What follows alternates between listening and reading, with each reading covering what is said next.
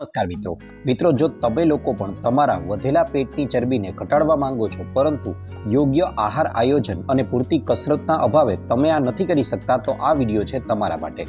મિત્રો તમારે લોકોએ તમારા ખોરાકમાં એસિડની માત્રાને વધારવાની છે। હવે આ એસિડની માત્રા વધારશો એટલે તમારા વજન ઘટવાની શક્યતાઓ છે તેમાં 40%નો વધારો થઈ શકે છે। પ્રશ્ન થાય શા માટે? મિત્રો તમે જે કોઈ પણ ખોરાક ખાઓ છો એ ખોરાકનું રૂપાંતર ગ્લુકોઝમાં થાય છે। હવે જેમ ગ્લુકોઝની માત્રા વધારે તેમ આપણા શરીરમાં ચરબીની માત્રા પણ વધારે, પરંતુ જો હવે આપણે લોકો આ ગ્લુકોઝને વધતો અટકાવી દઈએ તો આપણે આપણા શરીરમાં સંપૂર્ણપણે ચરબીને નિયંત્રણમાં લાવી શકીએ છીએ।